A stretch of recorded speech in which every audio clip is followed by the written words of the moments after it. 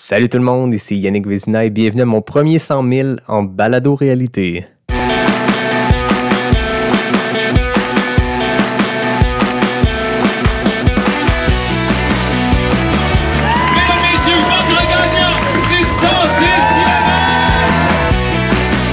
Si tu commences à te sentir bien en courant un ultramarathon, fais-toi-en pas, ça va passer. Grand champion du 125 km! Merci tellement à la gang de NAC qui sont partenaires de Pas sorti du bois depuis le début. C'est une jeune entreprise, puis maudit qui sont beaux à voir aller.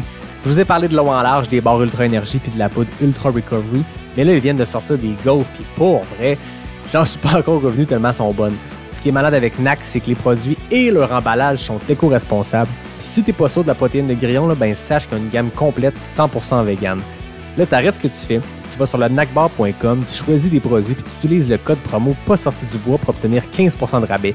PASSORTIDUBOIS. Merci beaucoup NAC et bon épisode. Ouais, ben, on n'est pas sorti du bois, hein? Bienvenue tout le monde, écoutez, 60e épisode de Pas sorti du bois. Et aujourd'hui, ben, c'est un concept un peu spécial, un concept que j'ai pas fait depuis longtemps, qui est de la balado-réalité. On se rappelle qu'au tout début de Pas sorti du bois, à peu près au même moment de l'année, en fait, on avait eu l'idée en novembre pour le faire en décembre, là, on est en octobre.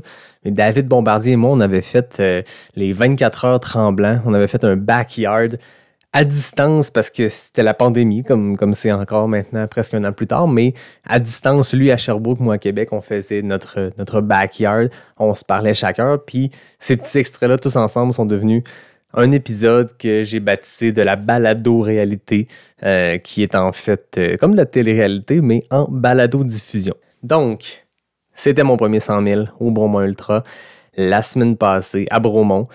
Ça s'est super bien passé. Puis quand je me préparais à le faire, je m'étais dit, écoute, il y a un timing, épisode 60, je pourrais parler de ma course, je pourrais faire un résumé de mon aventure. Puis là, à un moment donné, l'idée a germé de se dire, ben, anyway, tu traînes ton sel avec toi, il y a un dictaphone là-dessus, pourquoi ne pas enregistrer des segments, mettre ça bout à bout, puis faire un épisode de balado-réalité? Puis c'est exactement ce que je vous présente aujourd'hui. Donc, la semaine passée, pendant les 28 heures 17 minutes que cette course-là de 160 km et 7000 mètres de dénivelé, pendant cette course-là, j'ai enregistré des petits extraits. J'en ai une quinzaine, je pense, à vous présenter. Puis ensemble, ben, ces extraits-là, puis moi qui va faire un peu la narration entre les extraits, ça va vous donner un petit portrait global de ma course. Je trouve ça spécial, vous le savez, d'habitude, c'est des entrevues pas sorties du bois, c'est des discussions. Puis moi, mon rôle là-dedans, ben, c'est de faire briller mon invité, c'est de poser des questions, mais c'est de les laisser aller, leur donner de la place, trouver des façons, justement, de les faire briller, qu'ils puissent raconter leur histoire. Je trouve ça un peu particulier d'être comme ça, tout seul, devant mon ordi. Mais garde, on va le faire. Je pense que j'ai trouvé une façon intéressante de le raconter qui va avoir plein d'apprentissages pour plein de monde parce que j'ai préparé ma course à ma façon. Chacun a sa façon de faire, mais je le sais que moi, comme coureur, j'aime m'inspirer de ce que les autres font. Puis je me suis dit, ben, partageons un peu comment j'ai préparé cette course-là. Partageons comment cette course-là s'est faite dans le courant de ces 28 heures-là, comment j'avais préparé mon crew qui m'a suivi. Puis je me dis, ben, s'il y a de quoi là-dedans, s'il y a un moment qui peut soit inspirer, mais surtout s'il y a un moment qui peut donner des outils à quelqu'un qui prépare ce genre de longue course-là d'endurance, ben tant mieux, ça aura servi son objectif. Donc voilà, Bromont Ultra, ça fait plusieurs épisodes que j'en parle, vous le savez. J'en ai parlé avec plusieurs de mes invités, ça remonte à il y a plus d'un an. Moi, en fait, je m'étais inscrit pour le Bromont Ultra 80, l'édition 2020, en 2020. Donc, en avril 2020, je me suis inscrit en me disant, dans une perspective de 2 ans, 2021, je sentais que c'était là que ce premier 100 000 allait pouvoir s'accomplir pour moi. Puis je m'étais dit, ben bon, mon objectif A, ma grosse course de 2020 était l'Ultra Trail Arikana, le 125. 5, 6, 7 semaines plus tard, je me dis, ben allons à Bromont, faisons le 80, parce qu'on se rappelle que ce parcours-là de 160 km, c'est une boucle. Donc, c'est 2 fois le parcours du 80 km. Donc, avec ça en tête, je me suis dit, ben 2020, faisons le 80, puis l'an prochain, ben j'aurais vu ce que c'est la moitié du parcours, j'aurais vu c'est quoi cette boucle-là, il restera juste à la faire une deuxième fois. La COVID étant ce qu'elle est, Bromont Ultra, malheureusement, en 2020, a été annulé. Finalement, l'objectif est resté le même. 160 km, mon premier 100 000 dans la saison 2021 pour mes 30 ans. Donc, voilà, c'était la progression naturelle que je chantais. Je chantais que j'étais prêt pour ça. Je chantais que j'avais fait des courses qui me mettaient en confiance pour me dire, ce step-là, cette étape-là, cette marche-là en montée qui, je vous l'avoue, est vraiment grande. Je l'appréhendais, puis je l'ai senti en faisant la course. Là, de passer de 125 à 160, c'est quand même beaucoup. donc, je sentais quand même que c'était naturellement le bon moment pour le faire. En voyant comment ma course s'est passée, spoiler alert, ça s'est très bien passé, je suis super content. Je pense que ça confirme que ma progression était naturelle. Dans le courant de l'année, j'avais ciblé des courses que j'avais le goût de faire pour plein de raisons, souvent des raisons très humaines, de dire c'est tellement une course tripante, allons-y la faire. J'avais ciblé des courses qui étaient, oui, des événements auxquels je voulais participer, des défis que je voulais relever, mais surtout qui allaient me préparer pour m'amener jusqu'à Bromont le 9-10 octobre. J'ai commencé ma saison en faisant le 32 km de la clinique du coureur. Ça s'est relativement bien passé. C'est un beau parcours. C'est un court parcours pour le type d'entraînement que je fais. Donc, c'est une course qui est très rapide. J'étais content de ce que j'avais fait. J'étais allé là en me disant, j'étais à 2-3 semaines du Gaspésia. Donc, allons faire ce 32 km-là à mon pace du Gaspésia avec mon gear du Gaspésia. Donc, c'était un peu ça le test avec la clinique du coureur. Peut-être très chaud, mais c'est un super parcours. Puis les nouvelles portions qu'ils ont ajoutées sont exceptionnelles. Ensuite, je suis allé faire le Gaspésia. J'en ai parlé quelques fois dans le podcast. Une course de 105 km qui est un peu plus longue quand tu te perds au 4e kilomètre. Une course difficile, des cut-offs extrêmement serrés, un parcours brutal, un parcours que, quand on me demande qu'est-ce qui se passe en Gaspésie, ils ont donc de l'air difficile, ces courses-là. C'est que tout est fait pour te décourager. C'est un parcours qui est challengeant. Tu n'as jamais les pieds secs parce qu'il y a de la boîte partout, il y a des rivières à traverser. Il semble avoir peu de dénivelé, mais on se rappelle que Jean-François Tape au podcast, quand je l'ai reçu, m'en a parlé. Tout le monde rit de mon dénivelé, mais quand ils viennent le faire, ils la trouvent tough. Puis c'est vrai, quand ça monte, ça monte. Puis quand ça descend, c'est intense, c'est à pic. Bref, une course super challengeante que j'ai terminée. J'étais super fier, malgré qu'on se soit perdu, malgré un gros down. Mais comme on dit souvent, c'est dans ces moments-là qu'on apprend quand c'est tough. Donc, j'étais reparti de là assez en confiance pour la suite, même si ça avait été une course assez éprouvante. Bon, l'été a continué, puis je suis allé faire le Québec Méga Trail. J'en ai parlé, j'ai fait 2 épisodes spéciaux, puis dans le 2e, où je rencontrais 4 coureuses qui l'avaient fait, je racontais, moi, à travers ça aussi, comment ma course s'était passée. Un abandon, mon premier en trail, qui était une bonne leçon. Je regrette pas du tout. Je m'étais rappelé, je pense, dans les derniers kilomètres avant de décider si j'abandonnais ou pas au Mont-Saint-Anne au 80e kilomètre, je m'étais dit, ta course A cette année, c'est Bromont. En ce moment, t'es déshydraté, t'es en coup de chaleur. Je venais de perdre pied à un endroit où il n'y avait absolument rien pour me faire perdre pied. L'équilibre n'était plus là. J'avais la tête légère, ça tournait. C'était vraiment pas une bonne idée de continuer.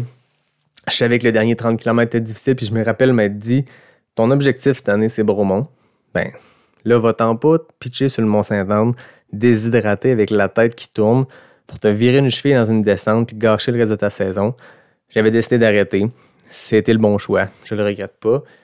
Quelques semaines plus tard, je faisais les 2 Arikana, donc le 42 km du samedi et le 42 km du dimanche, qui était mon gros week-end choc pré-Bromont. Ça s'est super bien passé là, vraiment des sensations superbes. Le samedi, un 42 km qui est plus rapide.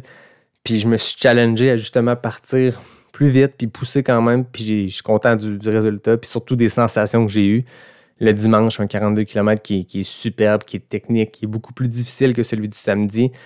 Encore là, un début de course un peu difficile, mais le but était là, c'était de commencer la course avec les jambes un peu hypothéquées de la veille. C'est un peu ça le but d'un week-end choc des fois, c'est que la deuxième journée, tu pars déjà un peu cassé.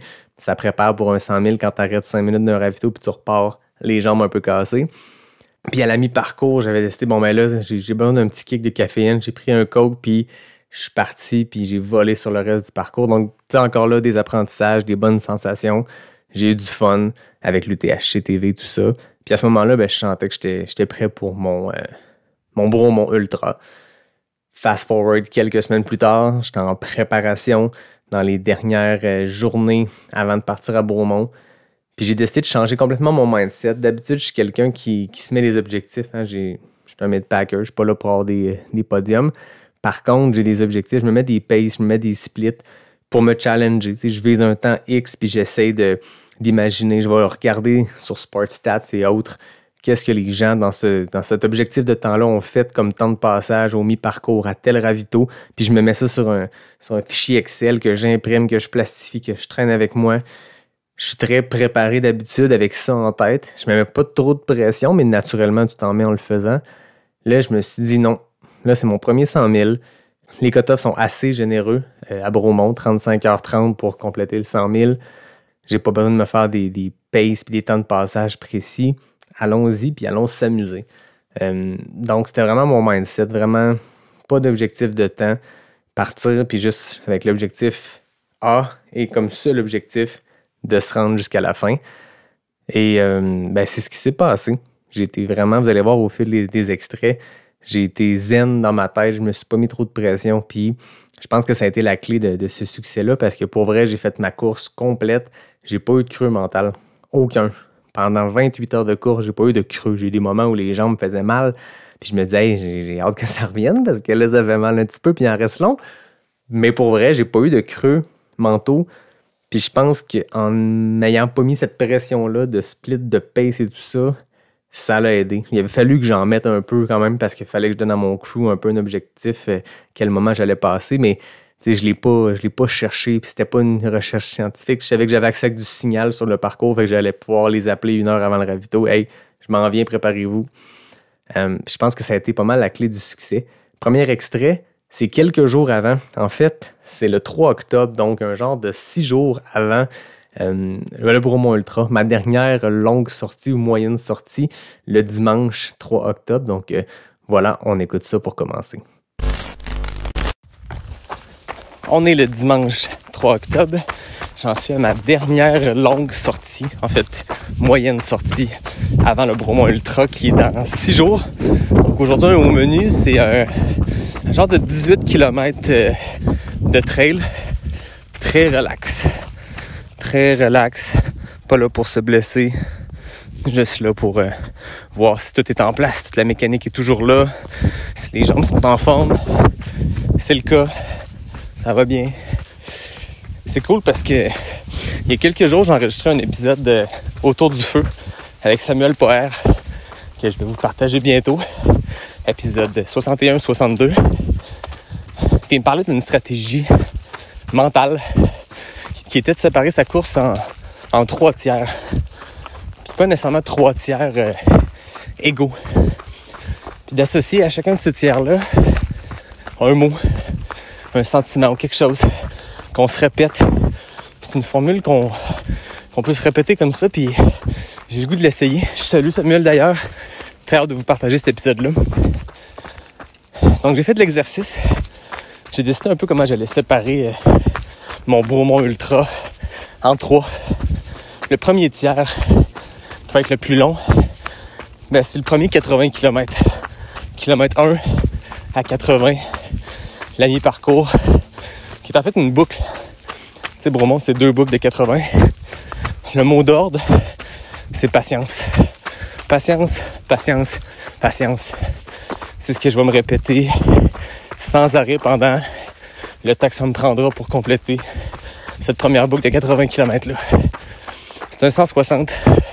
C'est mon premier 160. J'ai aucun réel objectif, si ce n'est que de terminer. C'est le seul objectif.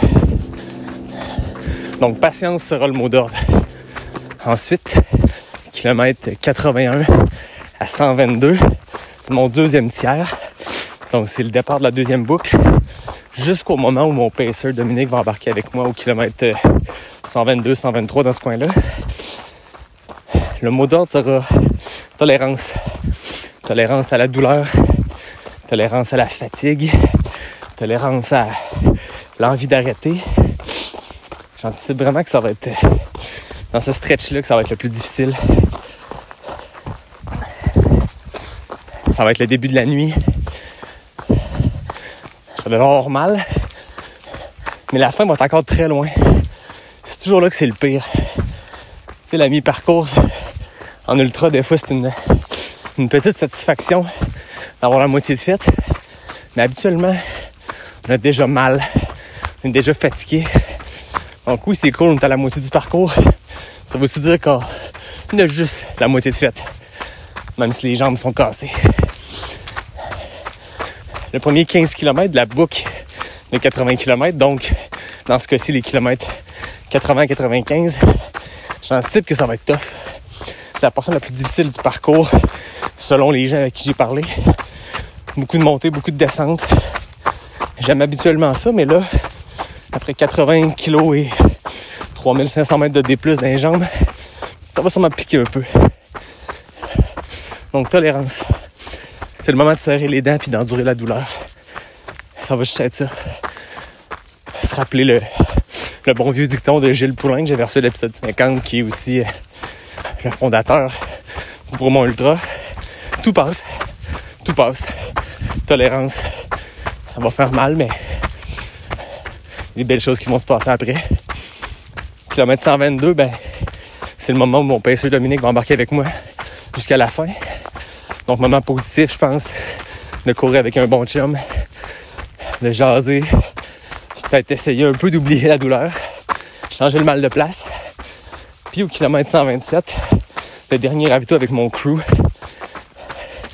Il en reste encore long après ça, mais j'ai l'impression que si je peux me rendre au kilomètre 127, pas trop pété. Oui, pété, on s'entend, mais pas trop magané. Mais le reste, c'est si on avance et on se rend jusqu'à la fin. Donc, deuxième tiers, kilomètre 81 à 122, tolérance. Kilomètre 122 jusqu'à la fin. Ce dernier tiers-là, le mot d'ordre, ça va être de profiter. C'est drôle à dire parce que ça risque d'être le moment le plus douloureux. Mais profiter. Profiter de ces mois, ces années-là d'entraînement.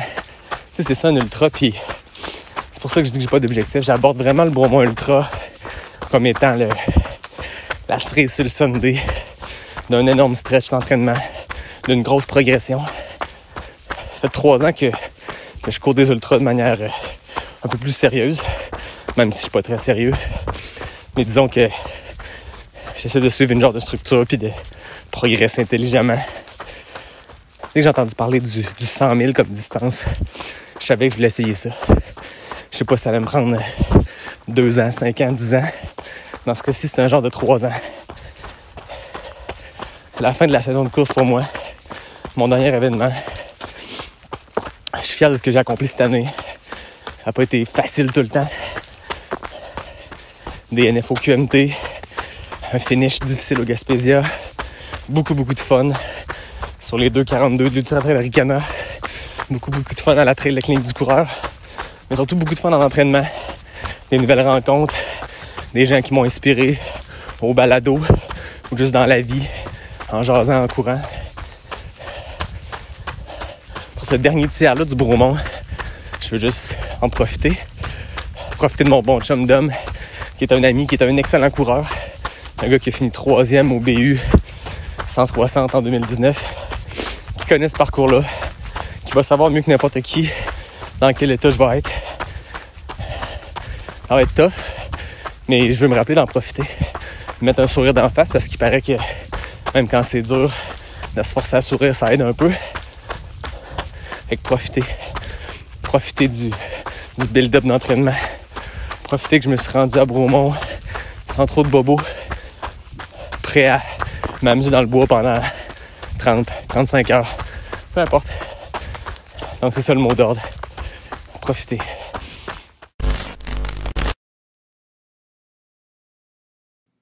Vendredi matin, 9 octobre, là, ça commence à être vrai. Je suis en congé au travail, je pars sur l'heure du dîner, donc je fais mes derniers bagages, je load le char, je passe en ville chercher mon ami Seb et on monte vers Bromont. Là, c'est sûr que les deux, on s'enligne sur le 100 000 le lendemain, fait qu'on parle de la course, on parle de trail en général, tout le long du chemin. Donc, c'est sûr que là, l'effervescence commence à se faire sentir. On arrive au centre équestre, là, où il y a le camp de base, en fait, de la course et où on va chercher nos dossards. encore là, croise plein de coureurs, jase, là, le hype est vraiment là. J'ai croisé Claude Auchu que j'avais reçu aux épisodes spéciaux sur le Québec Méga Trail. Lui, il s'enlignait sur le 55 km, semblait très zen. On a jasé un peu avec lui et sa blonde qui courait aussi le 25. Ensuite, je me rends à mon Airbnb qui est à 5 minutes du centre équestre, qui est vraiment très cool. Puis par hasard, je ne sais pas si vous vous rappelez, mais là, je reviens encore sur mes spéciaux QMT. À la base, il y avait un gars, un jeune coureur de trail qui s'appelle Josh Tremblay qui devait en fait faire le QMT puis qui avait gagné le concours que j'avais organisé en partenariat avec Exact Nutrition et le Québec Méga Trail. Il n'avait pas pu le faire, mais bref, par hasard, je me rends compte que le Airbnb que j'ai loué, c'est sa mère qui le gère. Il est dans le logement à côté, donc on a pris le temps de jaser un peu. Bref, la vie fait bien les choses. Un petit hasard comme ça. Donc, j'arrive au Airbnb, je me fais à souper, je prends ça relax. Et là, mon crew arrive. Mon crew qui consistait en ma mère, mon père, ma soeur, son chum et ma blonde. Donc, ces 5 personnes-là allaient me suivre pendant la course. Mon père a fait quelque chose d'assez particulier, quelque chose qu'il avait fait en 2020 pendant l'Ultra Trail Arikana. Mon père est un cycliste de route, un très bon cycliste. Et à l'époque, sa plus longue sortie, c'était une centaine de kilomètres. Donc, pendant l'Ultra Trail Arikana, le Mont 125 km, il avait fait lui aussi 125 km de vélo. Et là, il répétait l'expérience. Donc, pendant la première moitié de ma course, pendant que je courais, pendant que le reste de mon crew me suivait, lui, il s'enlignait pour 160 km de vélo, donc de loin sa plus longue sortie, lui aussi. Donc, il y avait une effervescence, le fun dans le Airbnb alors qu'on se préparait pour se lancer là-dessus. Moi, j'ai briefé mon crew. C'est quelque chose que je trouve qui est important. Moi, j'avais délimité ma course entre les ravitaux, ce que je voulais qu'on fasse à chaque ravito. Puis, j'avais même préparé des checklists. Donc, vous allez voir, vous allez entendre dans les extraits, à un moment donné, mon crew, il descend la liste, puis on regarde qu'est-ce que je voulais faire au ravito et les choses que je voulais qu'ils me posent comme question. Donc, est-ce que tu changes de bas? Est-ce que tu changes de boxeur? Est-ce que tu changes de short? Peu importe. Donc, je prends le temps de regarder tout ça avec eux autres pour être sûr qu'eux ne sont pas stressés par rapport à ce qu'ils ont à faire. Puis moi, je n'ai pas à m'en soucier parce que je sais qu'ils sont en contrôle. Donc, on a fait le tour de ça. Puis à un moment donné, vient l'heure d'aller faire dodo. Donc, c'est ce que j'ai fait. J'ai réussi à très bien dormir, ce qui est assez rare souvent avant une course, mais j'étais fatigué de la semaine, je sais pas. J'ai très bien dormi. Le lendemain matin, on se réveille. La routine d'avant-course, pour moi, c'est une douche chaude pour commencer, activer le corps. Après ça, c'est un déjeuner, du bon café, of course. On se rend, on part en gang, on se rend jusqu'au départ. On part le matin, au lieu de rentrer centre équestre de Bromont dans mon GPS, j'entre quelque chose d'autre équestre de Bromont. On se ramasse pas à bonne place. On est un peu serré dans le temps, mais écoute, ça a rajouté un petit peu de piquant. Je suis arrivé à 2 minutes du décompte à la ligne d'arrivée. Et là, j'ai vu Richard Roy. Richard Roy, qui est un gars que j'avais fait une couple de live un peu plus tôt cet hiver. Je pense que c'était au mois d'avril. Donc, on avait fait des Facebook Live parce qu'il est en train de faire un backyard dans un gymnase parce que c'était un lockdown puis il ne pouvait pas courir de nuit. Puis avec sa blonde et lui, on avait fait une couple de live pour donner un peu de visibilité à la bonne cause qui encourageait. Bref, c'est un gars que je connais, que je connais pas, que je connais virtuellement, disons. On s'était parlé un peu avant, il s'enlignait sur le 160, lui aussi, son premier 100 miles. Donc, on s'était dit, partons en arrière du pack. Moi, j'avais bien écouté Pierre-Luc Fortin d'Ultra Lala Podcast quand il était venu à mon podcast, puis on avait jasé, puis j'avais demandé ses conseils, lui qui avait fait son premier 100 miles à Bromont en 2019. Il m'avait dit, pars en arrière du pack, pars complètement en arrière, puis avance tranquillement, prends ça cool la première moitié, puis vous l'avez entendu, c'était quoi ma stratégie de course avec mes 3 mots, tu sais. Mais ça cadrait là-dedans, puis Gilles Poulain m'avait répété ça à l'épisode 50. Prends ça cool au début, prends ça relax. Quand tu penses que tu vas trop lentement, ralentis, tu vas encore trop vite. Une expression classique de 100 miles. Pierre-Luc m'avait dit, pars en arrière, prends ça relax, puis plus la journée va avancer, plus tu vas dépasser des gens. Puis c'est pas dans une optique de compétition, on s'entend, mais c'est bon pour le mental d'avancer, puis de progresser, puis de dépasser des gens. Donc, il m'avait donné ce truc-là. Je l'avais partagé à Richard, puis on s'était dit, cool, on part en arrière du pack. Il y avait Steven Brooks aussi qui était supposé le faire avec nous, mais dans l'effervescence du matin, on ne s'est pas trouvé. Bref, très heureux de voir que Richard et Steven ont aussi complété leur premier 100 000 à Bromont. Donc, ça, c'est vraiment très cool. Fait que bref, je prends le départ aux côtés de Richard et on amorce la course. Donc, on est en haut de la lieutenant Dan avec Johan Rock et mon ami Richard. Ça va les gars? Ça va, très très bien. fait que commencer. Ça ne fait que commencer. On est très relax. On a du plaisir. On se réchauffe en parlant de la course que Johan va faire au Mexique.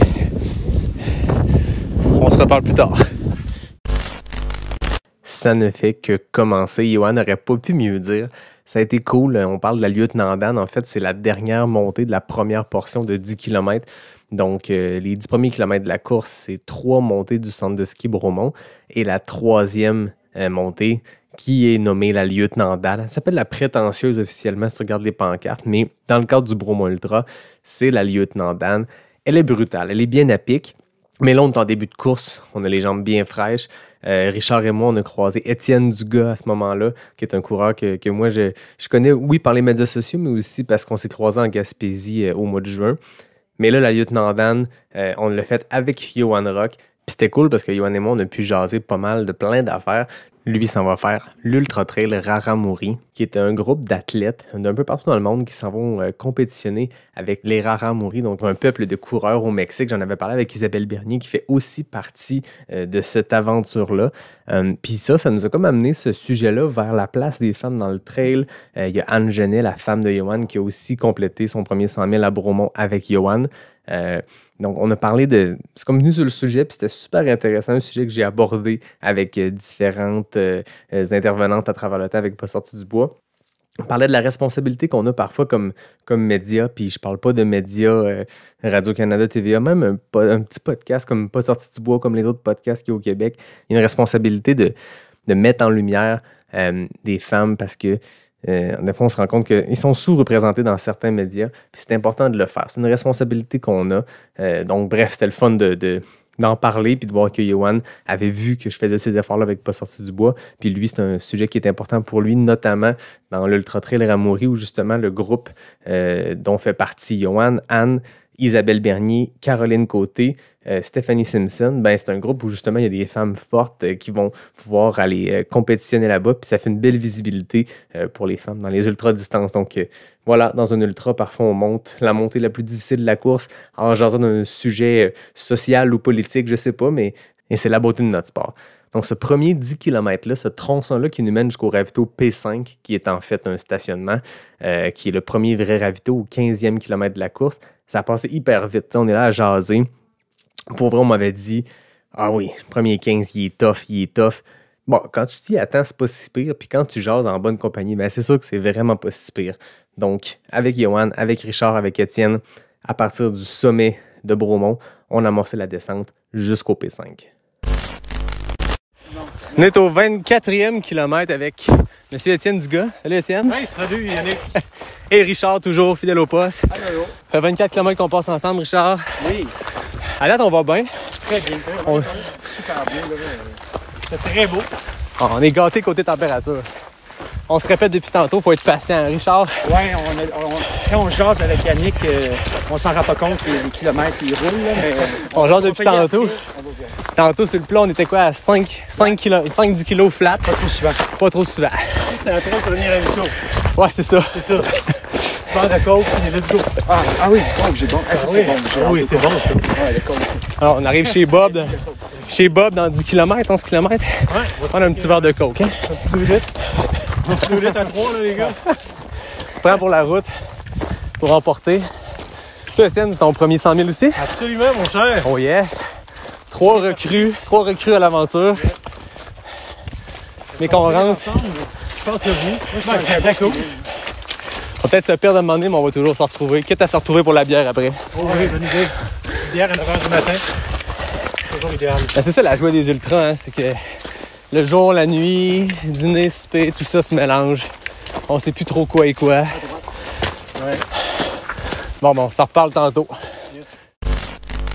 On descend la montagne, on se rend jusqu'au ravito P5. C'est un ravito où les équipes de support ont accès. Il n'y en avait pas beaucoup cette année à cause de la COVID. Celui-là, il y avait accès, mais bon, 15e kilomètre, on n'avait pas prévu un gros pit stop.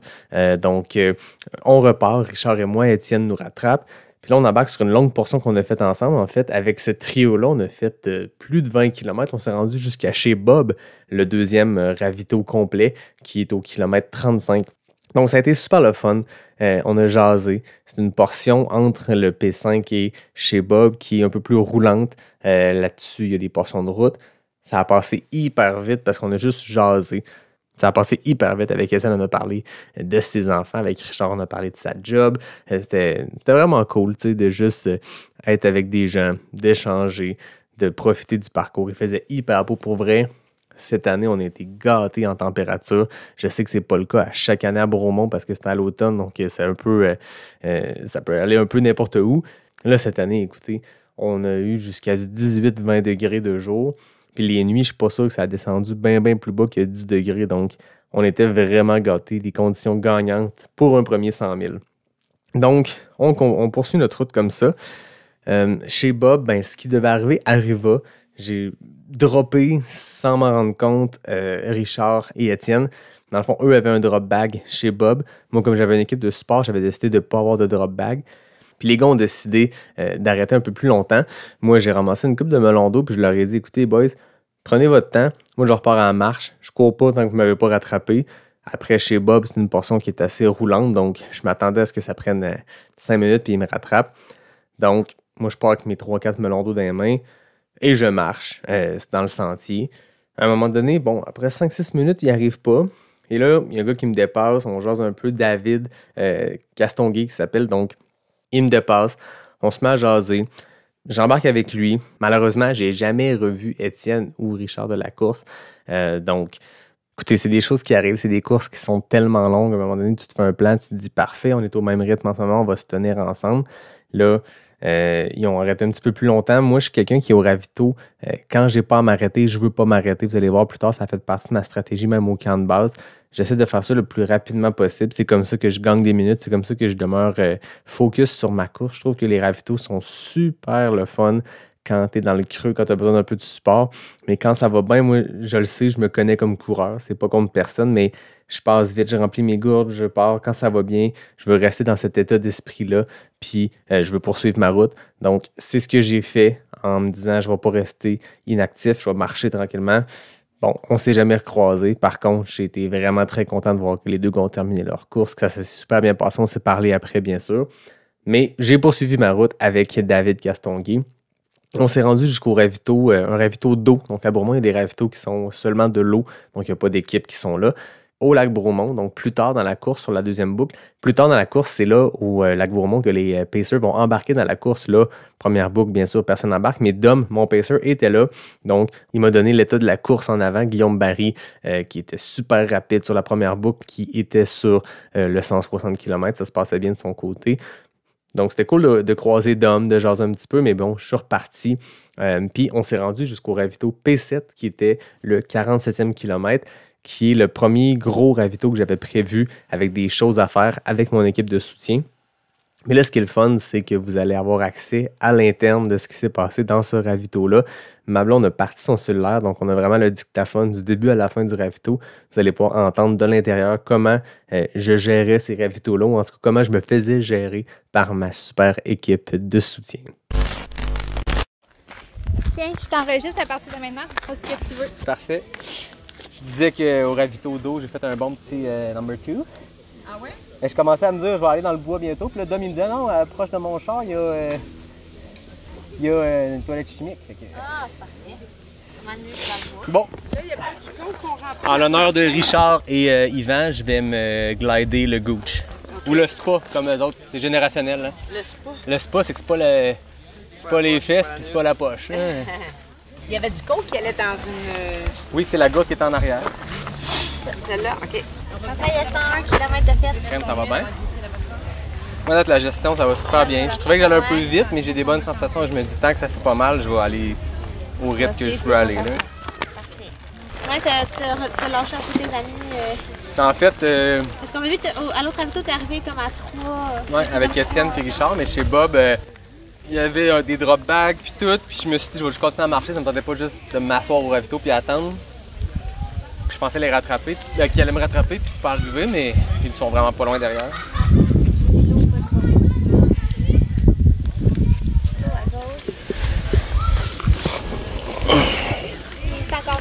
Parfait, hey, c'est beau ça. diras si la saison de main t'as pas oublié. Parfait. Oh, ça fait du bien, ça. Riz aux avocats, là. Mais le parcours est fou raide, là. Ouais. À date, je pense que le plus, ça s'en vient plus technique, mais à date, là, le premier 15 kilos, dans ma tête, il a pris 2 minutes. Là. Je jasais, j'étais avec Johan Rock, j'étais avec plein de monde. C'est le pire bout, mais on était frais en jambes, fait que ça allait bien. Puis après ça, c'est roulant, là, c'est le même. C'est le même tout le long. Là. À peu près 10 km de route sur l'asphalte. Puis, tu sais, là, on vient de faire une belle descente de genre 3 km de la petite poussière de pierre de même. Là. Il y a des sentiers aussi, qu'à un moment donné, les feuilles commencent à recouvrir Ouais. les sentiers. Tu fais OK, On est allé marcher dans des sentiers que tu vas courir ou que tu as couru. Ouais. Des petits Cool. drapeaux roses. Ah, c'est bon, ça? Oui. C'est bien correct. Y a-tu assez de sel? Ouais. Écoute, si tu as besoin de quelque chose, tu nous dis. Veux-tu qu'on te crème la face en même temps que tu manges? Non. Tu veux te changer d'autre chose? Si tu veux, Sandrine, remplir... T'as pas dit que tu voulais changer de shirt? Non, là, ça va. Oh, c'est le casquette. Les boffs, je vais prendre 2 autres boffs. C'est ton mail avec. Ça, c'est tout du linge sale. OK. Il y avait un sac à linge Ouais, sale. le sac Oui, à c'est le la fun. casquette. Passe une belle journée. Ouais. Ouais, vraiment, on a pris... Moi, j'ai une question pour toi. Oui. Banane ou cornichon? Ni un ni l'autre. En fait, t'allais En fait, toutes les questions jaunes, on va lui demander tantôt. Attends, je vais goûter au jus de cornichon. Ça va être drôle. Tu vas y goûter. C'est-tu nécessaire? T'as-tu envie? Là, je sens que les jambes sont sur le point de cramper, mais rien de normal. Là. Jus de cornichon ou pas jus de cornichon? Ah, c'est bon! S'il y avait une question éclairante, jus de cornichon ou pas, je prendrais oui. Est-ce que tu veux qu'on te photographie ou que tu dises quelque chose? On aura l'occasion, mais je pense que ça enregistre ici. Mais on va te demander cornichon ou jus de cornichon. Ah, c'est ça. On voulait te demander aussi... T'en veux-tu? Est-ce que tu Ah non, je suis arrêté. veux partir avec un petit tortilla? Non, merci. Non. Tes souliers? Pour l'instant, ça va? Ouais. Bas de compression, manteau. Je pense que tu n'auras pas besoin de manteau. Non, c'est que là, on repart et on s'en voit pas avant le P5, mais j'arrive froid un peu. Là. T'as comme une face comme relax. Ah oui? Je suis très zen. T'as combien de kilomètres de fait? 47? 47. Pas de petite crème solaire? Non. Ça sert à rien. Tu cours plus vite que, Non, non. que le soleil? C'est quand j'avais dit ça à un moment donné? Ah, c'est au chalet, genre, je pars pas de crème solaire, je cours plus vite que le soleil. Je suis revenu rouge au mort. Donc, est-ce qu'on a validé Non, tout non, ça? non, Oui. Ben, tu peux leur checker. Décider si tu manges cornichon banane, c'est fait. Mais les questions jaunes sont faites, c'est plus la chose à faire en haut. C'est pas... Manger le riz chaud, tu l'as fait. As-tu bu un coke? Ouais. Tu as changé ta casquette. On a changé le bof de cou. Soft class, c'est fait. Soft class, Gatorade. Remplir gourde matin à main, c'est ça? Lampe frontale, c'est fait. La deuxième est là. Puis il reste juste ton ziploc qui est ici. C'est encore frais comme une rose. Ah ouais. Là, ça fait du bien de s'asseoir. La température est le fun. Ouais. Ça, quand je prends pas tout, je peux comme le garder en backup, faire un sac backup. Puis si ça va bien, je vais peut-être demander avoir besoin d'un peu plus. Là.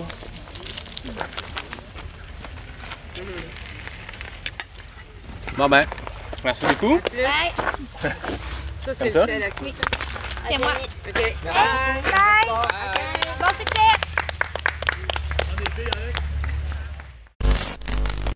Vous le savez, tu sais, d'habitude, Pas sorti du bois, c'est assez sans filtre, mais là, des extraits de ravito pendant un ultra. Il n'y a pas plus sans filtre que ça. Hein. Fait que là, les number 2 puis le glide dans le gooch, voilà, vous avez les détails, mais je trouvais ça important de vous montrer qu'est-ce qui se passe dans un ravito, en tout cas comment ça se passe moi dans mon ravito. Quand vous entendez parler des questions en jaune, bon, j'ai imprimé des feuilles à mon crew avec un peu ce que je voulais qu'il se fasse au ravito. Les questions en jaune, c'est comme des questions, des choses que je sais que je ne vais pas avoir nécessairement besoin de faire, mais que je veux qu'ils me posent. Donc, est-ce qu'on change les bas, est-ce qu'on change les boxeurs, etc., etc. C'est des choses que j'ai pas prévu faire au ravito, mais je me dis peut-être que de se faire poser la question, on va faire « Hey, tu sais quoi? Le t-shirt est un peu humide, let's go, on le change. Donc, c'est un peu ça qui se passe dans mes ravitaux. Un crew qui est dynamique. J'ai vraiment eu beaucoup de fun avec eux autres. J'étais gâté de les avoir. Moi, je dis souvent, un crew, c'est la cerise sur le sundae. C'est du bonus. T'sais, n'importe quel ultra se complète puis peut très bien se faire avec des drop bags et tout. Les ravitaux sont exceptionnels. Les bénévoles dans les ravitaux sont exceptionnels. Mais là, avoir un crew, c'est vraiment être en Cadillac. Écoutez, j'arrivais... La bouffe était prête. Le riz aux avocats a été une bénédiction pour moi. Donc, j'étais dans un bon état d'esprit. Puis j'ai été de même pour vrai pendant 160 km. Donc là, prochain extrait, on se rend au kilomètre 55 dans la section après le P7. Donc, entre le P7 et le dernier gros ravito qui est le lac Gale, c'est une section, je pense que j'ai vu Anne Genet y faire référence en disant le Mordor. On parle beaucoup des premiers 15 km de la boucle, donc kilomètre 1 à 15 avec les 3 montées, dont la Lieutenant Dan dont je vous parlais. Pour vrai, la section de 18 km entre le P7 et le lac Gale, pour moi, c'est la portion la plus difficile de la course. Sur la première boucle, c'était extrêmement challengeant. Sur la deuxième, on monte, on descend. C'est un 18 km, puis je pense qu'on a quelque chose comme 850 mètres de dénivelé là-dedans. Quand on est sur les 15 premiers kilomètres, d'abord, on a les jambes fraîches, mais on monte, descend dans un centre de ski. C'est clair, tu pars d'en bas, tu sais que tu t'en vas en haut. C'est tout. Là, c'est des single track qui serpentent. C'est le fun parce que c'est pas des descentes aussi abruptes nécessairement que sur le premier 15, mais ouf, c'est tough. Tu sais pas trop t'es où. T'es un peu désorienté parce que ça serpente de tout bord, tout côté. Tu te promènes, tu montes, tu descends. C'est vraiment challengeant, mais c'était cool parce qu'à ce moment-là, je me suis mis à me faire dépasser par des gens du 80, du 55. Donc, j'ai vu les têtes de course me dépasser. J'ai vu David Jecker, qui était le premier homme sur le 55 km à me passer. J'ai vu aussi Sébastien Roulier qui a gagné le 80 km. Donc, c'était cool d'être là dans les bois, faire mon petit bonhomme de chemin, puis pouvoir être témoin un peu de la course qui se passait en avant sur les distances 80, 55, etc. 55e kilomètre. À date, ça se passe super bien.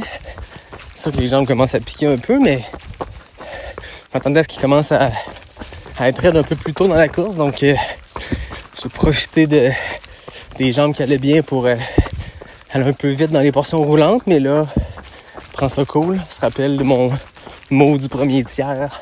Patience, patience. Pas me mettre de la pression, essayer d'aller trop vite. C'est une section ici, 16 km, 800 mètres de D+, sans ravito. Donc, prends notre mal en patience. On monte, on descend. Profite de la belle température. Mon crew au P7 a été en feu. Riz à l'avocat, petit coke, un peu de jus de pickle, puis that's it, that's all, ça va bien. Très chanceux de compter sur eux autres. Je me sens un peu mal, j'ai couru un bon bout avec Richard Roy puis Étienne Dugas. Chez Bob, les gars ont arrêté un peu plus longtemps, avec les drop bags et tout. Puis j'avais comme fini mon ravito, puis j'ai décidé de juste continuer mon petit bonhomme de chemin en me disant je vais partir hyper slow. Je vais marcher, juste être en mouvement. Puis finalement, je les ai jamais revus. J'espère qu'ils vont bien. Dans une course comme ça, ils sont peut-être 2 minutes derrière moi, mais ça semble vraiment loin, puis on se croise plus. Mais je cours avec un gars qui s'appelle David. Ça a permis d'être assez rapide dans les sections roulantes. Voilà, continue de descendre puis de monter, puis se dirige tranquillement vers le lac Gale. Ça va bien! Passer le Mordor, passer le lac Gale, j'ai continué ma route. À partir du lac Gale, il reste 15 km jusqu'à l'arrivée, ou dans ce cas-ci, jusqu'au camp de base, qui est le ravito de la mi-parcours. Je m'étais fait une stratégie. Cette année, les crews, à cause de la COVID, avaient seulement accès au P5, P7, et donc, sur la deuxième boucle, au P5 et P7.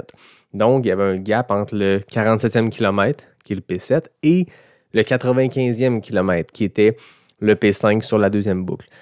Puis j'avais décidé que mentalement, j'allais vraiment découper la course comme si ma mi-parcours était le kilomètre 95. Donc, le camp de base, je voulais arrêter là le moins de temps possible. C'était ma stratégie. Je me connais mentalement.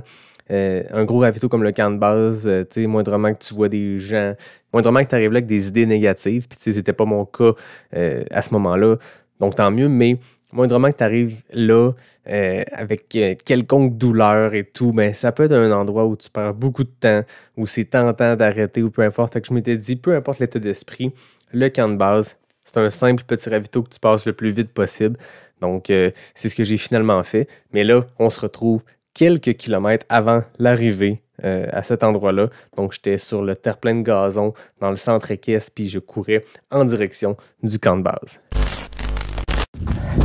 Bon, ben, ça fait 11h48 que je cours. J'arrive au ravito de la mi-parcours, le camp de base. J'avais prévu d'être patient, prendre ça cool. Et j'ai des bonnes jambes, j'ai encore des bonnes jambes. Pas de bobo, juste bien de la fatigue, puis on va rentrer ça en dedans de 12 heures, ce qui était vraiment pas prévu. Je sais pas si c'est une bonne chose, mais je me donne de la marge de manœuvre pour la deuxième boucle. J'ai hâte de voir mon crew, j'ai hâte de voir ma gang, j'ai hâte de voir Dom au 122e. J'applique les conseils d'Anne Bouchard quand elle me parlait de son SIA, puis qu'elle, des fois, elle shutdownait des idées. Fait quelquefois, là, dans le dernier 20 kilos, que je pense à ce qui s'en vient, mais trop long terme. Depuis le début, je suis de ravito en ravito, puis ça se passe bien. Plein de mini-ultras. Je divise la course comme ça, puis il faut que je continue. Fait que quand je suis en train de courir, puis je pense, hey, ça va être tough, le 140e kilomètre, shutdown. Traverser la rivière quand on s'en grandit à la rivière. C'est ça l'expression? Je sais pas. C'est quand même cool de finir la première boucle. Pas de lampe frontale. Ciao.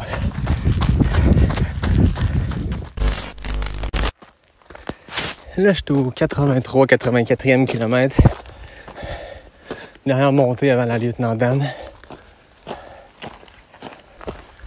La montée juste avant la mythique lieutenant Dan. Il faut que je vous raconte quelque chose. Dans la vie, moi, de mes très bons amis, un très bon chum, écoutez, on a un matching tattoo ensemble. Ça vous montre à quel point il y a de la bromance. Il s'appelle Marc-Antoine. On l'appelle Marco. Pour l'énerver un peu. Marco, ben, c'est un bon mangeur de viande, puis il fait fumer sa viande. Il prépare de la bonne viande, puis il s'est mis à en mettre sous vide, puis à en donner à d'autres amis. Pas à moi, ben, je suis végétarien. Mais il en donne.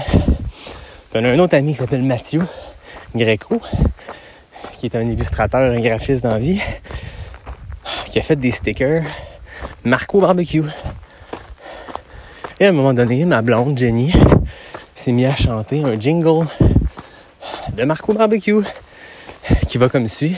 Ben oui, je vais vous chanter ça au 83e kilomètre.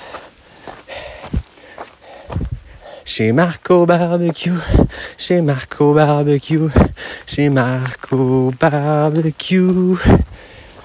Et ce matin, ma blonde, avant de partir à 6h, me dit « Ça va mal pendant ta course, tu t'as mal partout, ou que t'as le goût de pleurer, ou que ça va pas dans ta tête, chante Marco Barbecue. » À date, j'ai pas eu de moment de gros down, je touche du bois. Il y en a un crisse autour pour y toucher. Mais depuis ce matin, je cours. Puis quand je suis en train de parler à quelqu'un, dans ma tête, en boucle, chez Marco Barbecue, chez Marco Barbecue, chez Marco Barbecue. Avec mon bon chum Marco et ma blonde Jenny, je pense beaucoup à vous. Ciao. Donc, il y a Steven Brooks qui m'avait déjà dit « Hey, à quand l'épisode chanté? » Sachant que j'avais, dans mon passé, fait de la comédie musicale, du théâtre. Mais voilà, Steven, c'est fait. J'ai chanté dans un épisode de Pas sorti du bois. Écoute, en pleine nuit, sur le top de Bromont, il faut ce qu'il faut. J'ai pas eu de pensée négative, mais j'ai chanté Marco Barbecue en masse. C'était drôle parce qu'après avoir passé le premier 80 km avec d'autres humains, là, je suis vraiment tombé seul. Puis, tu sais, tout ce 15 km-là entre le camp de base et le ravito P5, j'étais complètement seul sur la montagne. exposé aux éléments parce qu'il ventait vraiment beaucoup. Je ne sais pas, il faisait combien sur le top de la montagne, mais c'était très froid avec le vent. Moi, j'aime ça. J'ai eu du fun. Cette portion-là, j'ai pu me recentrer, juste penser à OK, on repart la deuxième boucle, vers où on s'en va, c'est quoi les objectifs, avance, parfait, amuse-toi. On chante un peu, on sac un peu parce que ça fait mal quand on monte la lieutenant Dan, mais je me suis rendu jusqu'au ravito P5. Les batteries, on est-tu correct? Ouais, je ferais peut-être un switch de batterie. J'avais un kit. Ouais. Antoine, je peux te mettre en charge les switcher, juste les mettre dans le bon sens? Mets-le dans la poche à côté, au pire. Ah ouais. Je te vole un billet. Je fais ici, puis je fais rien. T'as-tu un contrat de coke? Oui, il est dans le dos. Il est comme en arrière dans le dos. Il est bon neuf. Non, j'ai vu personne. Je suis parti tout seul. Puis il y a 2 gars qui ont dû s'arrêter quand même longtemps au ravito, juste. Mais des gars vraiment plus performants que moi, qui m'ont vraiment dépassé rapidement. Mais les montants ont bien été. Les descentes, c'est rough, mais les pires descentes sont faites. Il n'y en a pas des mêmes le reste du Là, jour. tu viens de faire le pire route. Non, ben il y en a un autre comparable, en D+, pis tout, mais il n'y a pas de descente de même. Là, Les descentes, ça va me descente de ski, là, c'est pas bien le fun. Est-ce qu'on te le remet dans le dos ou tu le prends dans ta main? Je vais le mettre dans le dos, c'est correct. Au niveau linge, tu vas garder ton chandail gris comme ça. Ouais, puis je pense qu'à l'autre ravito, là, je vais peut-être mettre le long Nike ou le long Lou Garneau. Parce que là, il fait quand même chaud, c'est en haut du mont Harford, du mont Bromont, ça n'avait pas de sens. Hein. Le vent, là. Ah ouais. Mais je me dis peut-être qu'à l'autre ravito, là, si on pouvait mettre genre un t-shirt sec dans un ziploc qu'on va pitcher dans le dos. Comme ça, je vais avoir un t-shirt sec parce que demain matin, il va faire chaud. Là. OK. Mettons que tu veux te changer pour demain. Ouais, je pourrais partir en long au P7, puis... OK.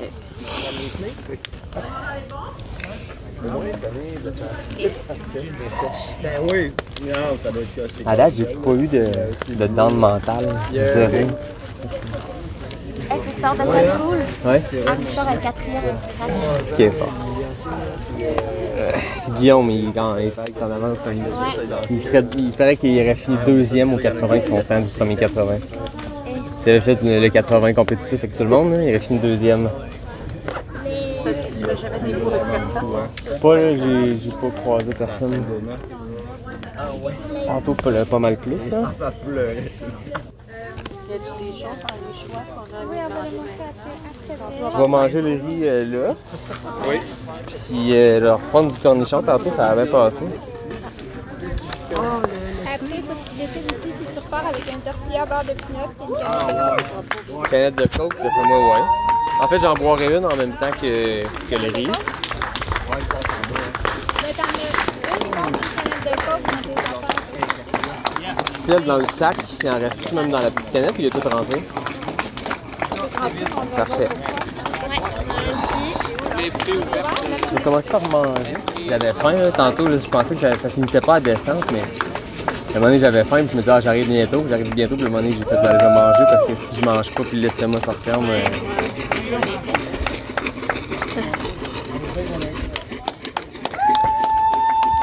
Si. C'est beau, ça?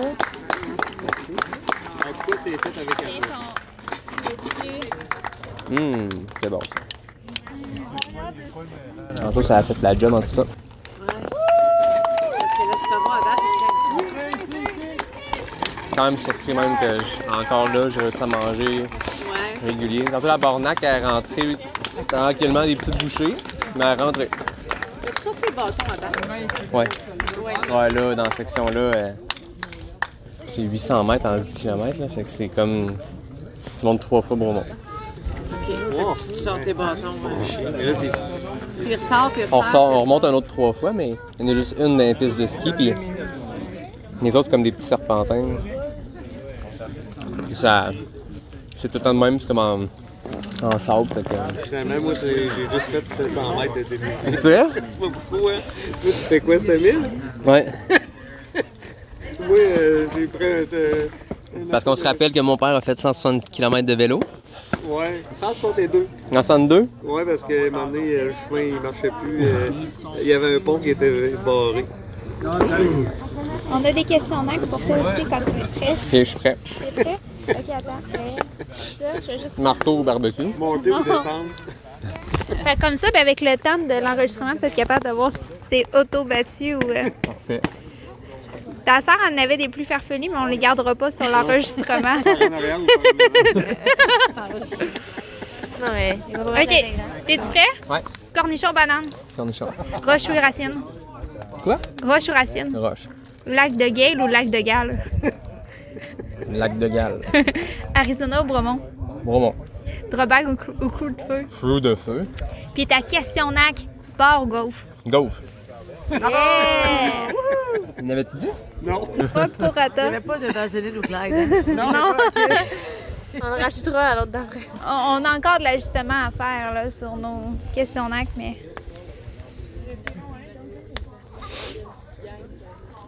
Y a-t-il quelque chose qui te manque, que tu veux qu'on aille chercher dans des Go. réserves quelque part? Non, comme ça c'est parfait. Moi, j'ai la belle job. Je suis assis en avant, puis je fais rien. Tantôt, j'ai tenu le plat de riz. Puis là, Il faut savoir si tu pars avec des gants, sûrement. Non. Il y en a 11. Il doit faire combien en ce moment? 13, genre? Attends, Météo Média va nous dire ça. Là, tu continues en cours. Ouais, on est bien. En haut du Mont Il fait Bromont. 13. Il fait 13. Ah, c'est ça, correct. c'était incroyable la température. Ouais. C'est ça que la plupart des coureurs disaient tantôt. Mm. T'as pas le temps d'admirer le ciel étoilé. Non. Bon, ben j'ai ma moitié de faite. J'avais décidé que P5 c'était la vraie moitié. Félicitations! Fait que sur 10, Quoi donc? moral, Moral? 8 sur 10. jambes, Ils font mal à 5 sur 10, mais le coke va se rendre jusqu'à mes jambes. Ouais, 8 sur 10 aussi. c'est bon.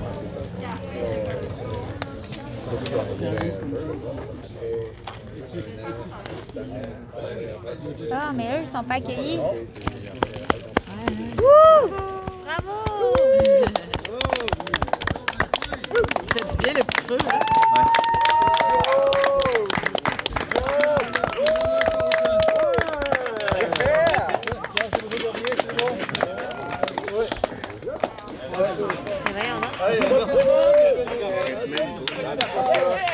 Prochain ravito dans 20? Prochain ravito dans 20 km? Non, I wish. Ça ressemble à une poutine, mais non, c'est juste du riz blanc. Du riz avec des avocats. Ça va passer un peu mieux que la poutine. Ouais, c'est drôle. Sébastien Roulier, c'est ça qu'il mange, lui, quand il fait Poutine? Ouais. Il a gagné aujourd'hui, je pense, en plus. Ouais, il a gagné 4 heures. Félicitations pour tes émissions en passant. Merci, c'est gentil. Bon, ça, c'est beau. Tu veux du petit jus de cornichon? Ouais. Bon, fait que tu te demandais ton prochain ravito, c'était quand? Jamais. 7 km, Puis après ça, 13. c'est ça, 20 km. Tu t'en vas chez Bob à 20. T'en 20, c'est ça? C'est ça. Les autres, c'est. Puis t'attrapes 25 d'hommes dans 25. Là, le prochain profil jusqu'au ravito 12, c'est 27. combien? C'est 7 puis... t'es 7 puis ici. 110. Ok, celle-là, cette portion-là va bien aller. Après ça, c'est 13 puis 530. C'est un peu plus, là, c'est dans 127, fait que dans 32 km.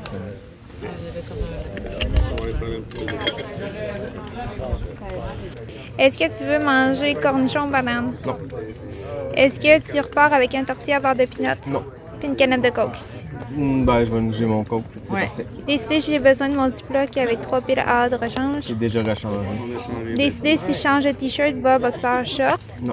Décider si je change d'espadrille. Non. Décider si je mets des bas de compression. Non plus. Décider si je prends un manteau. Non. OK.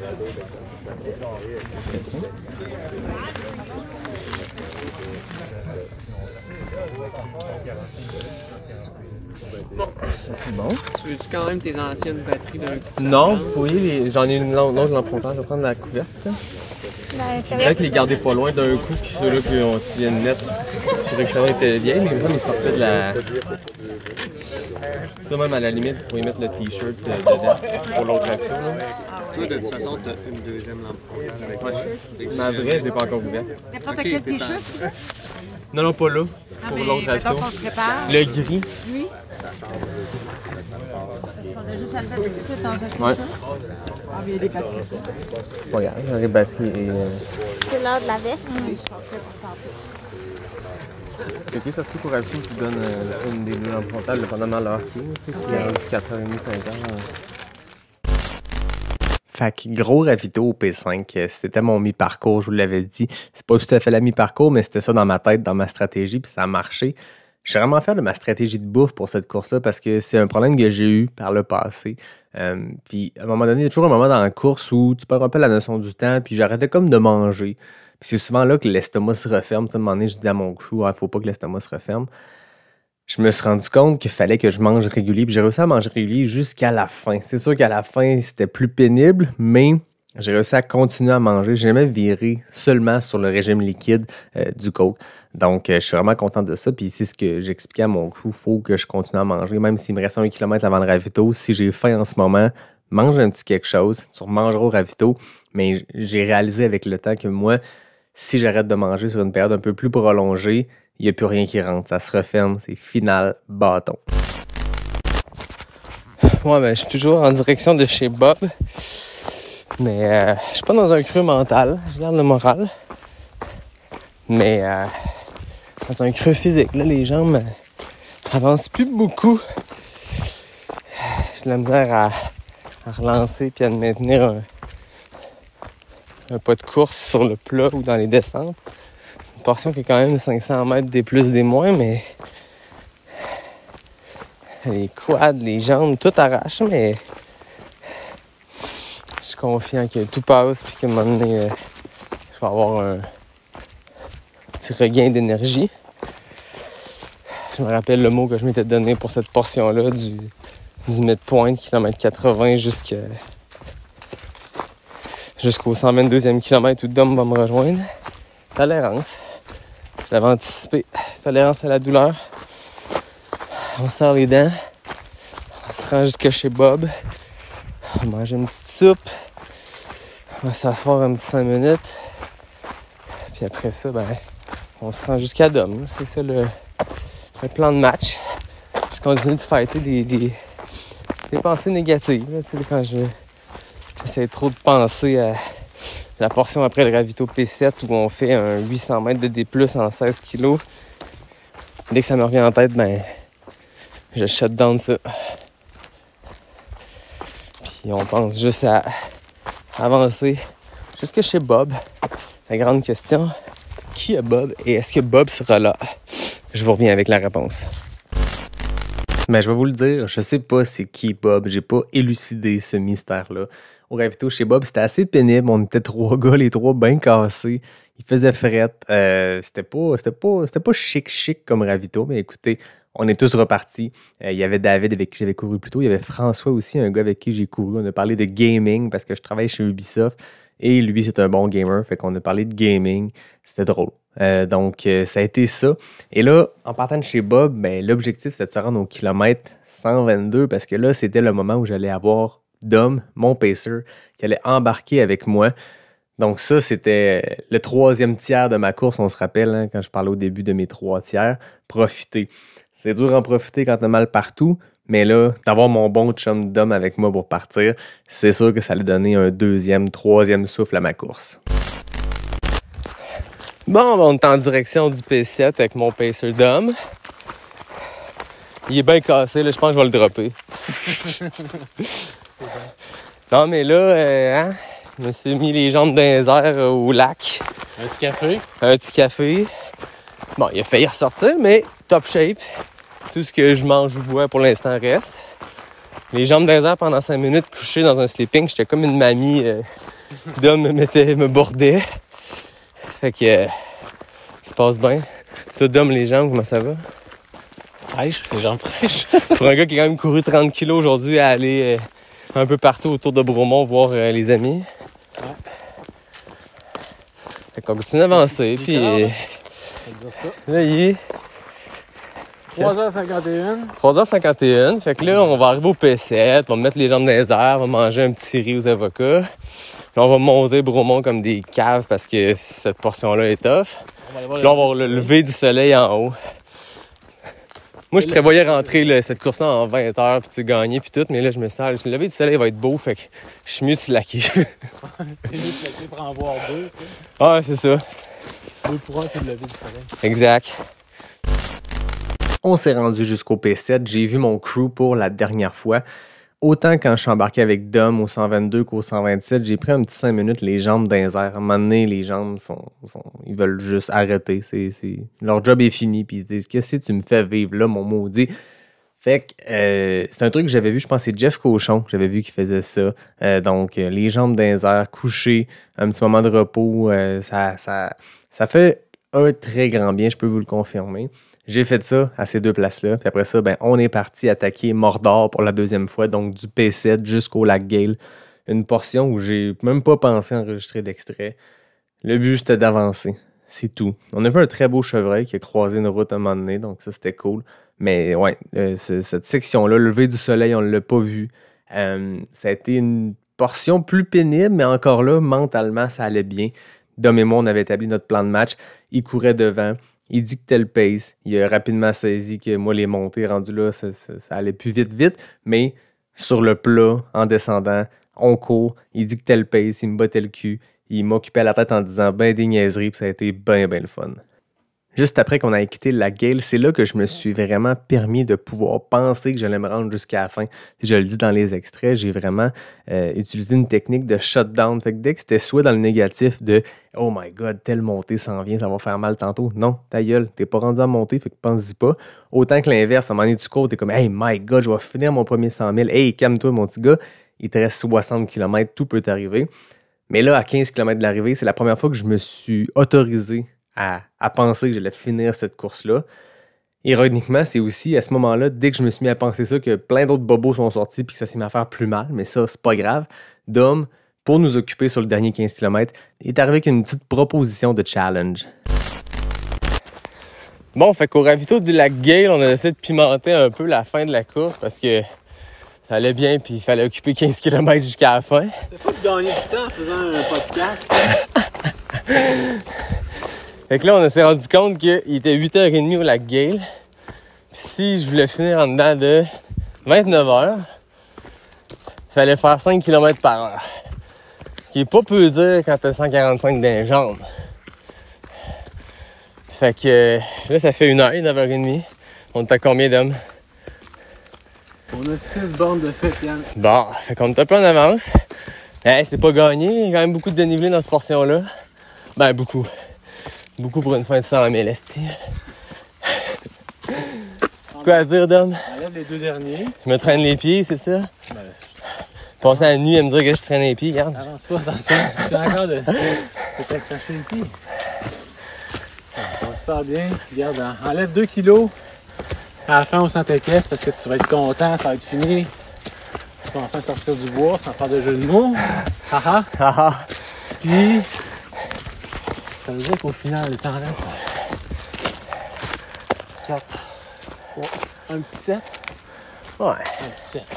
Un petit 9, mais là-dessus, 2 km gratuits à la fin. C'est ça. On sent plus la douleur, c'est ça, Ouais, le dernier 2? Non, puis on va descendre, là, on est haut en salle, correct? Ouais. Puis qu'est-ce que j'ai plus de jambes? Ouais. Très déchiré. On s'en reparle à 10h30, voir où on est rendu. À 10h30, on va quasiment être rentré. Tu penses? On va voir. Dom, il disait quoi, 28,57? Ouais, Prédiction d'homme, 28,57. Je révise ça, la prédiction officielle, on est plus à 28,35. Chris. Pas de pression, le paisseur. Aucune pression. Non, mais là, j'ai passé 145 km à chasser toute idée de « Ah, mais là, si tu fais ça, tu peux finir. » Non, ta gueule. Pense pas à des chronos. Finis ta course, puis ferme ta gueule. Mais là... Ah non, mais 15 km de la fin. Ah, mais c'est vrai qu'on a dit qu'on mettait des objectifs aux 15 derniers kilomètres. Peu importe c'était quoi l'objectif. On va être 30 heures, on n'a pas de 29 heures. On parle de 28,35, j'ai dit. Ouais. prédiction d'homme, 28h35. Ça aura finalement été 28h17. Ça a été une fin de course vraiment tripante. Je pense que c'est un de mes moments préférés définitivement.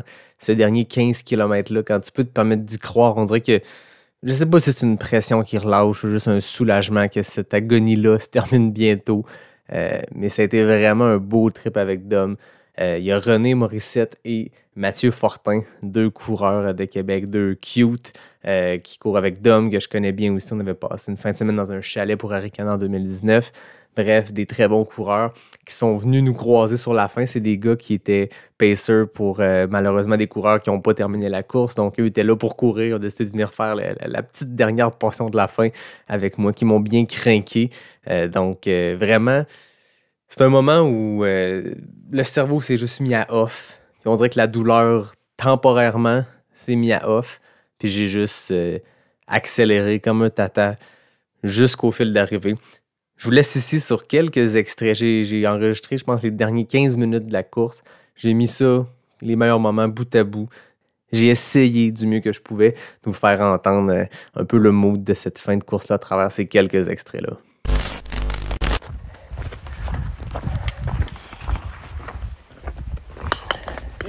Arrête de briser le terrain. Je cours tellement vite que les planches lèvent de la main. Parce que la course est finie que tu peux arracher le terrain.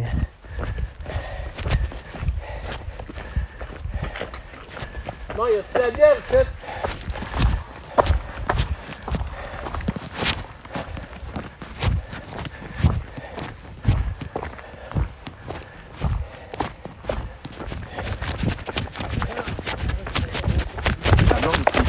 Ouais. Ma blonde, mes parents, ma soeur, son chum. C'est une délégation. Ouais. Ah, ils ont été solides aussi comme chou, là. Oui, ils ont suivi. Ils ont fait les P5, P7. On a été bête de bouffe, là. C'est pour ça que j'avais fait ma stratégie de course en fonction de ça. Fait que c'est comme ça que, fait que j'ai décidé que le camp de base, je le skippais au plus vite.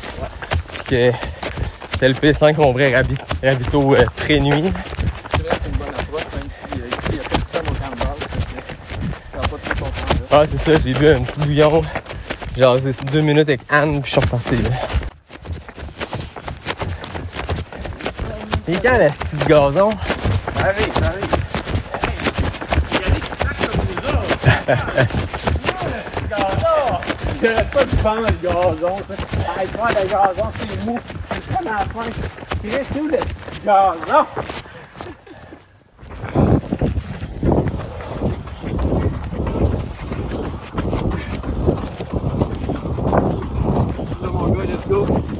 J'avais envie de finir à 5 minutes du kilo, ben ça y est. J'ai pas pensé de faire en Gaspésie, ouais.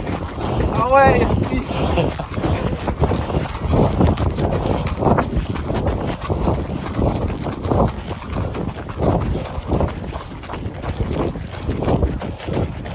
Bon, ça c'est un split négatif, Yann.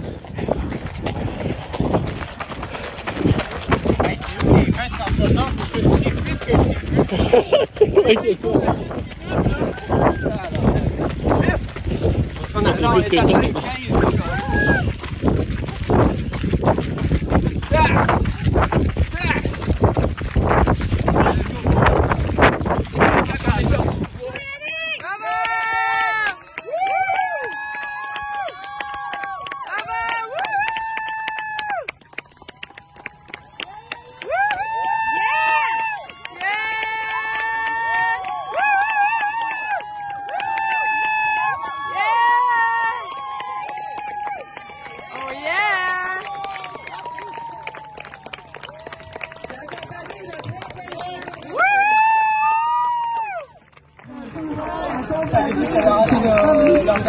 Quel point de temps!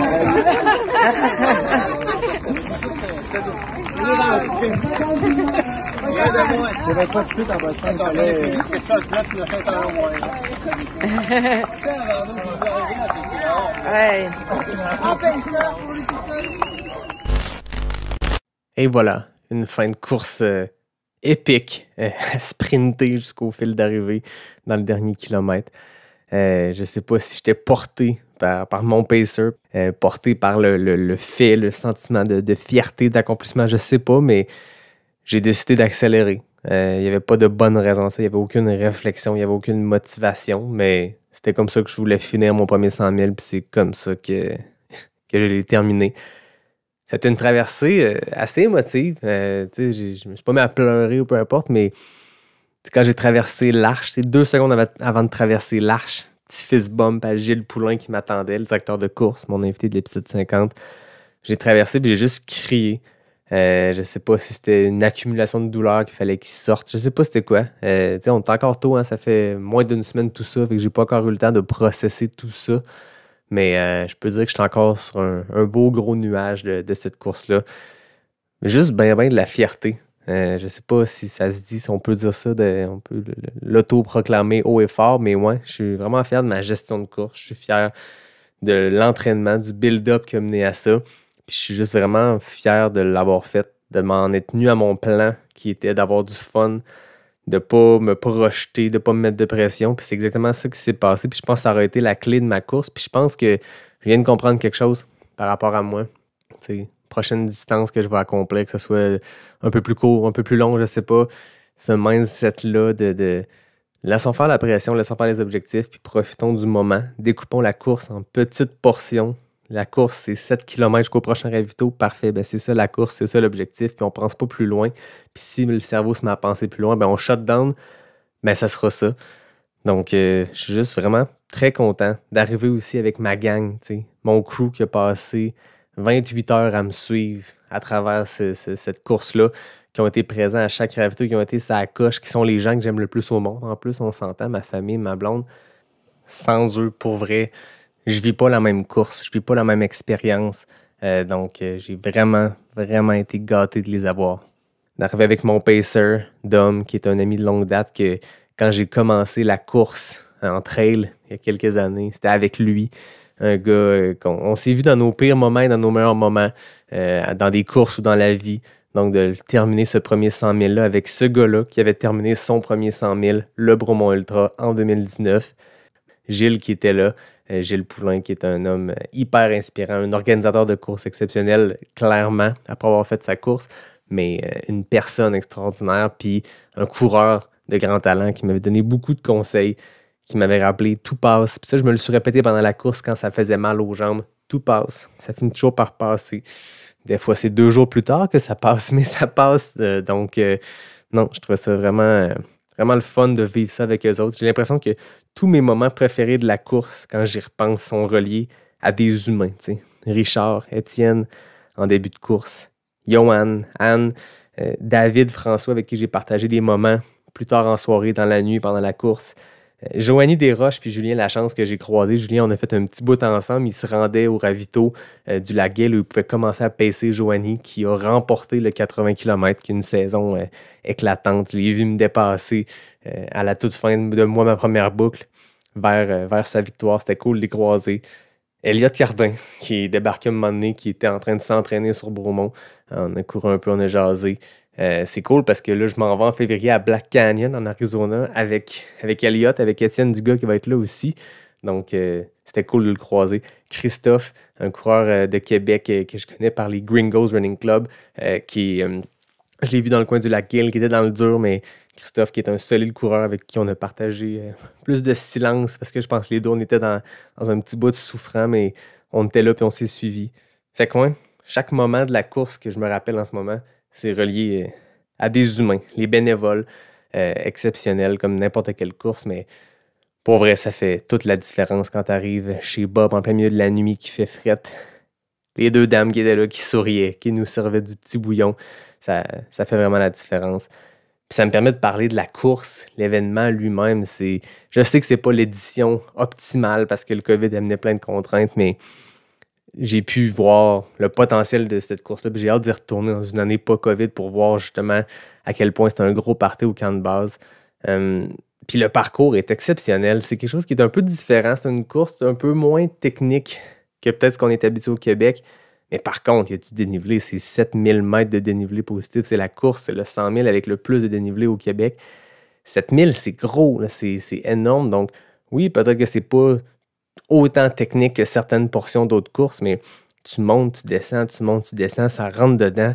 Mais c'est un beau parcours. On a accès à des terrains privés. Tu sais, la majorité du parcours se fait sur des terrains privés, des gens qui ont des ranchs, qui ont des champs, qui ont des érablières, puis on court à travers ça. Fait que ça amène vraiment des endroits vraiment particuliers. Tu sais, kudos au monsieur, en plein milieu de la nuit, à 2-3 heures du matin, je passe devant une grange, puis je vois une petite lampe sur une table, et un monsieur qui est là, qui boit une bière, qui me dit « Hey, good job, veux-tu une bière? » Non, je vais vous avouer que je ne l'ai pas pris, mais je trouve ça vraiment drôle. Clairement, c'est le monsieur qui habite là, qui donne un permis pour qu'on puisse passer là pendant la course, puis il m'a dit « T'es dans la 2e douzaine. » Donc, il n'y avait pas tard. Je pense que j'ai fini 21, 22e. Donc, monsieur faisait bien ses calculs. Il n'avait pas assez bu d'alcool pour ne pas être capable de compter des coureurs. C'est une très bonne chose.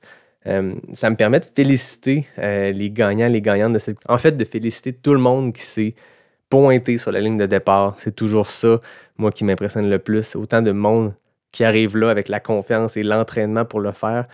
L'accomplissement est fait, rendu là, on s'entend. Donc, tous ceux qui ont fini la course, félicitations aussi. Félicitations à Frédéric Join qui a remporté le Bromont Ultra 160 en 21h34. C'est complètement fou. Marc-Antoine Foran qui a terminé 2e. Tim McDonough qui a fini 3e. Chez les femmes, la grande Anne Bouchard a terminé première, 6e au scratch. C'est vraiment impressionnant, 25h13. Julie Riopel-Meunier, Sandra Lafontaine complètent le podium féminin. Donc bravo à ces élites-là qui ont terminé sur les podiums. Bravo à tout le monde qui a complété une distance ou qui s'est lancé sur une de ces distances-là dans le courant de la fin de semaine, le 80, le 55, le 25. C'est beau à voir. C'est beau à voir que notre communauté est bien vivante, qu'il y a du monde qui se craint des distances, des accomplissements de fou. Donc bravo à tout le monde qui était là au Bromont Ultra. C'était vraiment trippant. Dernière chose, je vous parlais de mes tiers, comment j'allais diviser ma course en tiers. Puis c'est drôle, c'est qu'avec du recul, je pense que les 3 mots que je m'étais donnés, donc patience, tolérance, profiter, je les ai vécus, puis ça a bien marché de cette technique-là. Je remercie Samuel Poher d'ailleurs qui m'avait donné ce truc-là. Mais avec du recul, je me rends compte que ma course a été séparée de 3 façons différentes aussi, dans la sociabilité que j'ai eue à travers les gens, à travers les humains autour, puis exactement au même kilométrage que mes 3 tiers. Donc du kilomètre 1 au 80, c'était mon bout de bain sociable. Là, j'ai couru avec plein de monde, j'ai jasé, ça a passé vite parce que je jasais avec du monde, justement. Après ça, kilomètre 81 au 122, là, c'est seul dans la nuit. Écoute, j'ai pas vu personne, j'ai pas vu d'humain. C'était un bout de solitude, mais qui était correct. J'ai serré les dents, j'ai avancé, j'ai géré ma douleur, je me suis parlé. Je me suis rendu jusqu'à mon 3e tiers, kilomètre 123 jusqu'à la fin. Et là, côté sociabilité, c'était un autre trip. C'était en duo avec Dom à dire toutes les niaiseries qui nous passaient par la tête. Du gros fun. Fait que c'est le fun de voir que cette division-là de ma course a finalement été une division sur plusieurs fronts. Donc, c'est cool. Donc, je suis vraiment très content de mon Bromont. Je recommande cette course-là à n'importe qui écoute, peu importe la distance. Ce parcours-là est exceptionnel. Puis, j'ai complété mon premier 100 000. Donc, quelle sera la suite? Je sais pas. Pour l'instant, j'ai une belle saison 2022 qui ne contient aucune course de plus de 100 km. Donc, à voir si je vais pas décider de squeezer un 100 000 quelque part là-dedans. Pour l'instant, c'est la off-season qui commence. Donc, c'est le temps de régler les petits bobos, renforcement musculaire, enregistrer des bons épisodes pour vous avec des beaux invités. J'ai très hâte à la suite. Assez parlé de moi. 1h15, 1h20 d'épisodes sur moi, c'est inhabituel. Puis, je suis pas encore tout à fait à l'aise avec tout ça, puis c'est bien correct, mais je pense que j'ai eu bien du fun à revivre ma course en enregistrant ça, puis j'espère que vous avez eu du fun à l'écouter.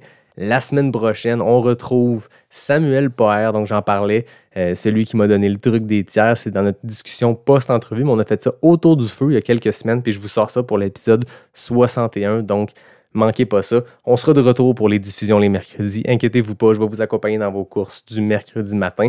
Là, j'avais besoin d'un peu de temps parce que vraisemblablement, j'enregistre ceci à quelques heures de la réelle diffusion. Donc voilà, j'avais besoin de temps au retour de Bromont pour vous enregistrer ce 60e épisode en balado-réalité. Comme d'habitude, je termine en remerciant mes fidèles acolytes, David Hébert qui signe le design graphique, Fred Desroches qui signe le thème musical, la belle gang de NAC qui est fidèle au poste comme partenaire du podcast. Et à vous autres qui écoutez Pas sorti du bois chaque semaine, je vous remercie et je vous dis à la semaine prochaine pour un prochain épisode de Pas sorti du bois, le podcast 100% trail.